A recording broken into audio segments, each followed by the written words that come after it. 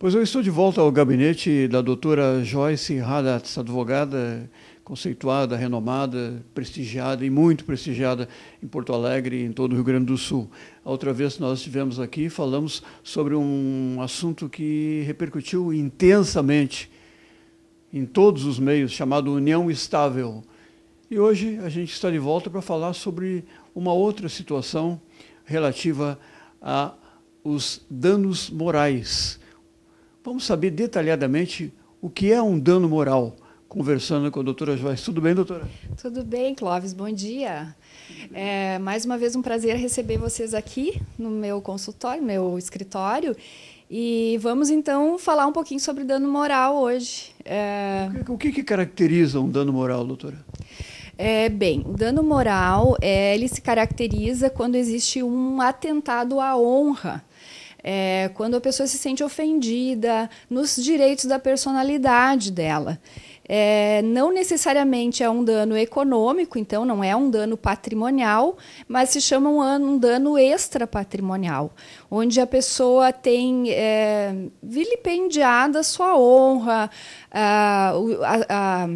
o nome, às vezes, racismo, crédito, exatamente, ou até mesmo a integridade física, quando se trata de dano estético, por exemplo, é uma situação em que a pessoa se sente humilhada, sente ferida na sua dignidade, e então nesses casos em que há uma extrapolação em relação a esses direitos da personalidade que a gente chama, que se caracteriza então o dano moral. Perfeito. O racismo é considerado um dano moral? Sim, com certeza. Atualmente não tem mais dúvidas em relação a isso. Tanto o racismo como outras formas em que a pessoa possa ser, enfim, desrespeitada na sua personalidade, né? Então, nós temos situações N em que o dano moral é possível de ser caracterizado, que a gente pode buscar em juízo a sua reparação, mas também existem muitos casos em que as pessoas entendem que o dano existe, mas ele não se caracteriza, porque não é qualquer situação, um mero aborrecimento, um mero dissabor, uma ofensa menor, que vá caracterizar o dano. Então, tem situações do dia a dia das pessoas que às vezes são entendidas como dano moral, mas que efetivamente não são. Então, a gente tem que avaliar muito bem. O judiciário tem um controle forte, rigoroso em relação a essa caracterização, para que não se torne o que chamam de indústria do dano moral. Então, sempre nós, os advogados, também temos que ter um cuidado quando nós vamos analisar a situação da pessoa, se nós vamos pedir ou não dano moral, se é uma situação em que a gente tem como conseguir essa reparação para a pessoa. Né? A internet, por exemplo, pode ser um alvo, pode ser um veículo que poderá trazer consequências em função de um dano moral do tipo, eu vou escrever no Facebook o que eu bem entender com respeito à doutora Joyce Haddad. Pode estar aí configurado um dano moral. Pode, com certeza, pode. Aliás, hoje as pessoas têm que tomar muito cuidado, porque se fala várias coisas em termos de internet, onde a gente acha que tem toda a liberdade possível, mas a gente não tem, a gente tem que tomar esses cuidados. Então, já existem situações em redes sociais, principalmente, que as pessoas desabafam, vamos dizer. Então, são pessoas que estão sujeitas a ser processadas se não cuidarem com aquilo que elas venham a colocar em relação aos seus... E já existem ações jurídicas, advogados especializados exatamente em assuntos de redes sociais, não? Existem pessoas que são mais direcionadas a esses crimes de internet, como se diz, a essa parte, né? Existem, sim. Agora, por exemplo, vamos colocar essa situação que ocorreu no Supremo Tribunal Federal em Brasília, quando foi decidido e foi considerado por 9-0 que é inconstitucional, de repente, fazer uma prévia censura de uma biografia não autorizada. também isso pode virar um dano moral, não, doutora? Sim, pode virar.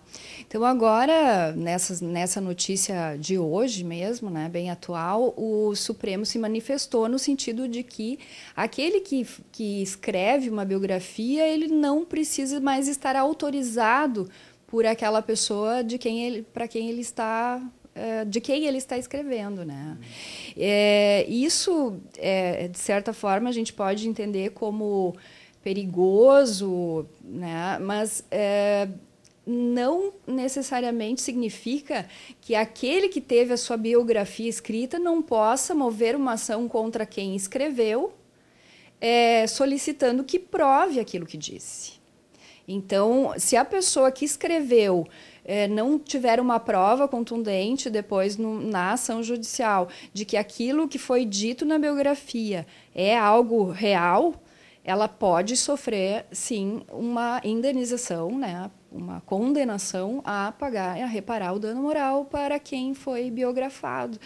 Então, sempre o cuidado com o que se escreve é muito importante, né? E, inclusive, também o cuidado com quem utiliza o que outros escreveram. Então, daí também está usurpando o direito de propriedade intelectual de outro, e que também pode dar direito a dano moral. Essa ação toda, abordando o tema, a pauta biografias não autorizadas, na verdade, partiu de uma colocação do cantor Roberto Carlos, que não gostou de uma biografia não autorizada que chegou a ser colocada nas livrarias, no mercado, de um modo geral, e depois foi retirada. O que vai acontecer, pelo que a doutora Joyce está colocando?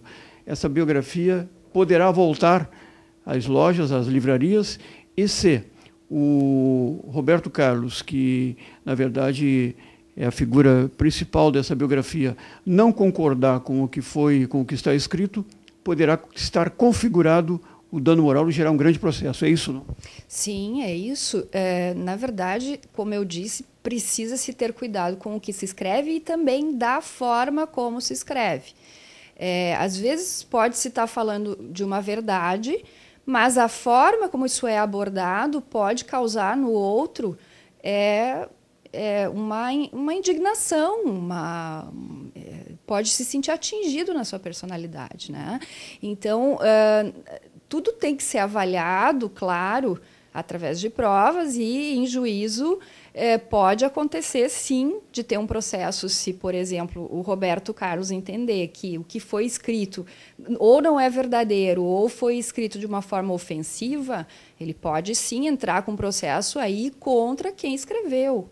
Então, aqueles que escrevem, que colocam biografias no mercado, tem que tomar cuidado, né? Mas, ao mesmo tempo, eles têm todo o direito à liberdade de expressão. Se estiverem escrevendo algo que interesse e que seja verdadeiro e que interesse ao povo em geral, né? Já que as personalidades elas têm uma vida mais pública, né? Então, não impede que a pessoa se expresse. A liberdade de expressão é uma coisa garantida e que, inclusive, levou a essa decisão do STF, né? Pelo que a doutora Joyce Haddad está colocando, o dano moral é bastante complexo, sabe?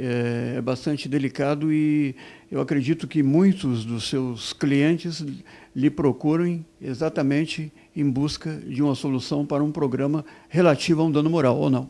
Muitos clientes me procuram, exatamente. E muitos casos também eu tenho que dizer a eles, esse caso não é de dano moral.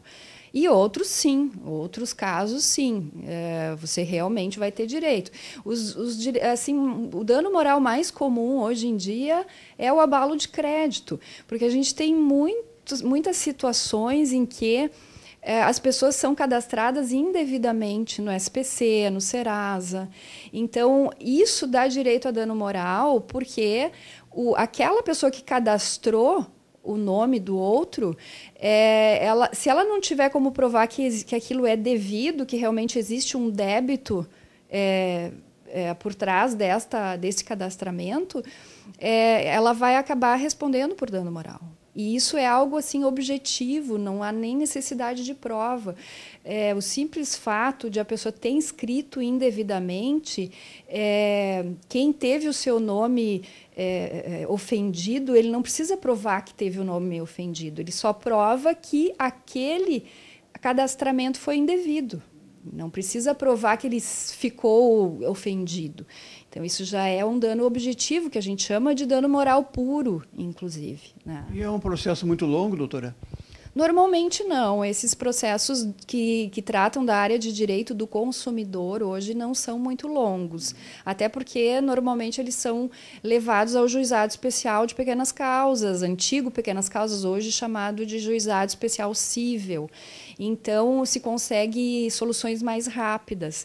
Claro que o valor dos danos, do dano moral hoje pelo judiciário também está um pouco reduzido e já em função desse número considerável de pessoas que litigam e que buscam o dano moral. Então, acaba que a própria mensuração do dano, em termos patrimoniais, em termos de valores, diminui, porque existem muitas pessoas buscando, né? Então, isso tem, ao longo dos anos, se tem sentido que o valor do dano moral atribuído pelo judiciário tem reduzido. Então, por isso é que há o cuidado para se buscar no judiciário o que realmente existe. Não buscar conseguir obtenção de dano moral por qualquer coisa, né? Por qualquer tipo de ofensa. Então, essa é uma situação que a gente tem que ter o cuidado sempre, né? É bom consultar, conversar e ver de perto, porque é um assunto realmente bastante complexo, não é? Realmente, bastante complexo e necessita de ter um exame bem acurado da situação, tanto pelo profissional que vai levar a ação a juízo, como em juízo também haverá essa análise. No mínimo uma vez por mês, nós vamos fazer uma visita à doutora Joyce para exatamente sabermos detalhes de assuntos, de pautas, de temas que envolvem, que geram dúvidas, curiosidades, etc. e tal. Essa é a proposta dessa visita, com esse cunho jornalístico e informativo para todos vocês. Muito obrigado, hein, doutora? Obrigada, Clóvis, mais uma vez por estar aqui e para poder também informar ao público, informar o teu telespectador de uma forma que as pessoas possam se sentir informadas, né?